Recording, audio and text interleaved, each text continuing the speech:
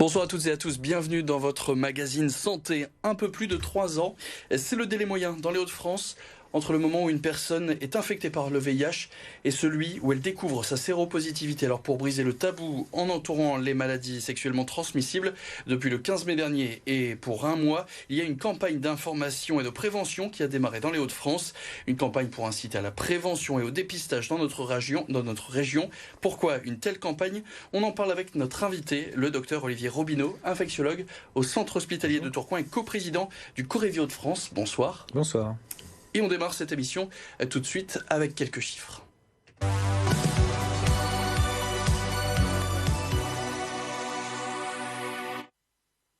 4 697 personnes suivies pour une infection au VIH dans les Hauts-de-France et 30% des diagnostics tombent quand l'infection est déjà à un stade avancé, soit 4 points de plus par rapport à la moyenne nationale. Alors du coup, on est donc la région la plus touchée de France. Pourquoi on a de tels chiffres dans les Hauts-de-France ? Alors, on est une des régions les plus touchées en termes de diagnostic tardif. Et donc, pourquoi est-ce que les chiffres sont aussi élevés ? Tout simplement parce que la prévention ne se fait pas suffisamment dans la population générale, mais également dans les populations qu'on dit à plus haut risque. Le chiffre que vous avez donné tout à l'heure de 3 ans avant le diagnostic, c'est un temps extrêmement long pendant lequel on a le temps d'évoluer, de faire évoluer un peu la maladie, mais surtout de transmettre à d'autres personnes. Et donc, plus on dépiste tard les gens, plus l'épidémie prend de l'ampleur. Et comment on explique ces 3 ans ? Alors, comment on explique ces 3 ans ? Tout simplement parce que c'est la notion de risque qui est compliquée à faire comprendre aux gens, c'est-à-dire que n'importe quel rapport sexuel non protégé peut entraîner l'acquisition du virus. Il y a également la problématique qui est de l'information, et tout ça tourne autour de la problématique de l'information. C'est une maladie qui s'est banalisée, qui n'est plus du tout sur le devant de la scène depuis plus de 15 ans, et donc il y a vraiment une nécessité absolue de remettre le VIH, tout comme les autres IST, sur le devant de la scène. Du coup, avant d'aller un peu plus loin, on va remettre les bases. Est-ce que vous pouvez nous rappeler ce que sont les IST et surtout le VIH ? Alors les IST sont les infections sexuellement transmissibles, donc on peut acquérir lors d'un rapport sexuel. Ils sont essentiellement bactériennes, donc le chlamydia, le gonocoque, ou virales, l'HPV dont on connaît le vaccin. Et il y a également les hépatites et le VIH, le virus de l'immunodéficience humaine. Donc toutes ces infections s'attrapent lors d'un rapport sexuel. Et comment elle se traite ? Parce qu'on a la question donc d'une téléspectatrice, Lydie de Roubaix. Elle nous explique qu'elle a eu une amie qui a une relation non protégée. Est-ce qu'il y a un traitement qui existe, qui pourrait être pris juste après ? Alors, il y a deux choses différentes. C'est le traitement des infections sexuellement transmissibles. Donc les infections bactériennes se traitent très bien par antibiotiques, mais il faut le faire très vite pour éviter les complications et éviter également la transmission.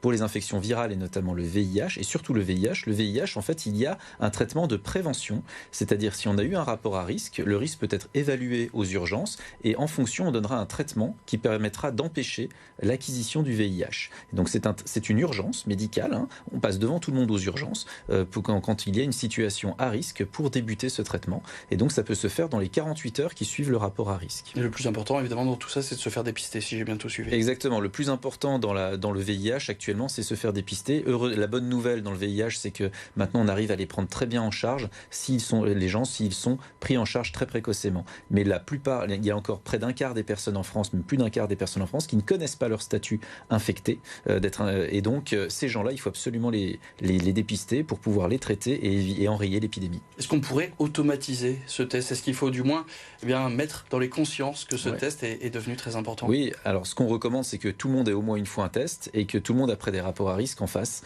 un test contre le VIH et recherche également les autres IST, le chlamydia, le gonocoque, qui sont très fréquents, beaucoup plus fréquents dans la population générale. Donc oui, il y a un automatisme, il y a également une facilitation qu'il faut absolument avoir, c'est-à-dire qu'il faut que les gens puissent avoir un accès très facile aux tests, les tests rapides, ou pouvoir aller très facilement dans un endroit où on fait un prélèvement, ça prend 5 minutes. Il faut vraiment faciliter tout ça. Ouais. On parle beaucoup de tests dans l'actualité, des tests PCR, des tests, etc. Est-ce qu'on peut, là aussi, démocratiser ces tests VIH ? Est-ce que c'est quelque chose qui serait facile ou il y a toujours cette retenue puisque on parle maladie sexuelle ? Bien sûr, alors il y a toujours la retenue, mais en tout cas techniquement, on peut réaliser des tests très facilement. Là, on a mis en place des tests de diagnostic rapide que l'on peut envoyer au domicile des gens qui le demandent.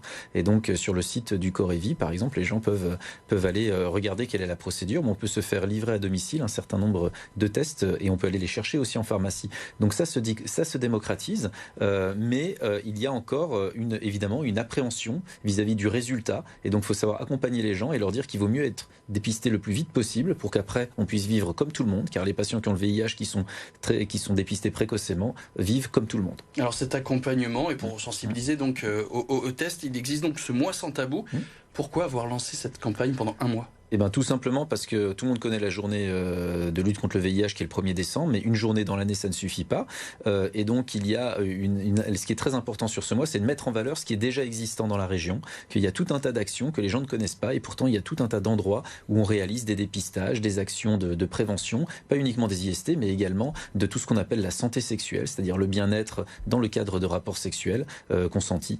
Et donc ce mois-là a pour objectif vraiment de mettre en avant tout ce qu'on fait dans la région pour favoriser en fait un bien-être dans la sexualité. De manière très claire, où est-ce qu'on se fait dépister ? Alors on peut se faire dépister dans tous les laboratoires de biologie avec une ordonnance. On peut aller dans les CEGID, donc ce sont les centres, en fait, les anciens centres de dépistage anonyme et gratuit qui sont aux mêmes endroits sur le territoire. Et on peut également aller en pharmacie faire des prélèvements. Justement, vous parlez des pharmacies. On a reçu une question de Sylvain Deleward qui nous dit qu'il sait qu'il doit se protéger, mais il a honte d'aller en pharmacie pour acheter des préservatifs. Comment faire ? Est-ce qu'il là aussi, on revient donc sur la question du tabou, et est-ce qu'il y a une solution à ce tabou ? Déjà, il y en a une qui est de se dire que le pharmacien en a vu d'autres, et je pense qu'il a autre chose à faire que de vous juger, et voilà. Et ça, c'est la première chose. La deuxième, c'est qu'il y a tout un tas de stratégies qu'on peut adopter. On peut se faire livrer à domicile, même si c'est mieux d'aller dans les petits commerces, et on peut tout à fait aussi aller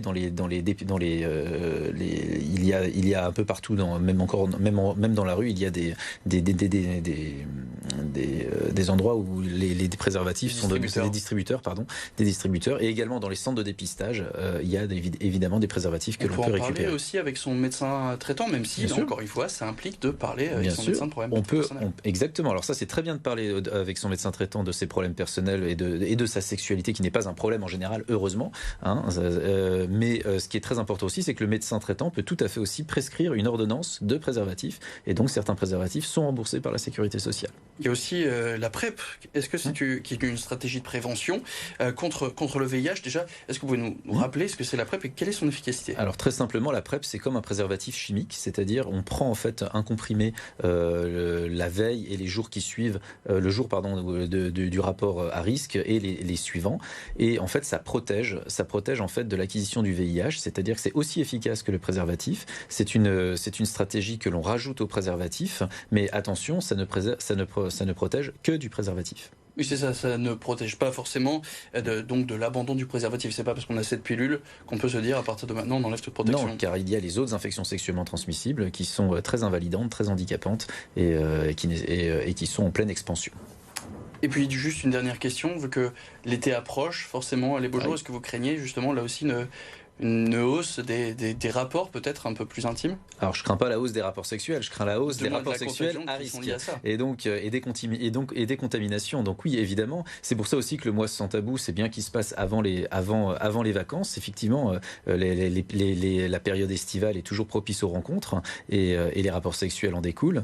Et donc effectivement, majorer la sensibilisation avant ces périodes-là et également mettre une piqûre de rappel au retour de vacances, ce serait une bonne chose pour que les gens se dépistent après l'été, pour faire une bonne rentrée. On parlait de l'été, est-ce que le confinement a eu aussi une influence sur la propagation du VIH? Alors du VIH, ça je peux pas vous dire. En tout cas sur les infections sexuellement transmissibles, ce qui est certain, c'est qu'on a fait énormément de diagnostics après les périodes de confinement. Est-ce que c'est des retards liés au fait qu'il y a eu beaucoup moins de tests qui ont été réalisés pendant les périodes de confinement forcément, ou est-ce qu'il y a eu un relâchement? Ça on est en train de l'étudier et j'ai pas encore la réponse, mais ce qui est certain, c'est qu'il y a une augmentation vraiment importante cette année du nombre de syphilis, de gonocoque et de chlamydia que l'on dépiste au sein des centres de dépistage. Alors on revient sur cette campagne de dépistage. J'ai même une semaine spéciale du 7 au 13 juin. Est-ce que vous pouvez nous expliquer ce qui va se passer pendant cette semaine? Alors pendant cette semaine, la semaine prochaine, eh bien en fait il va y avoir une intensification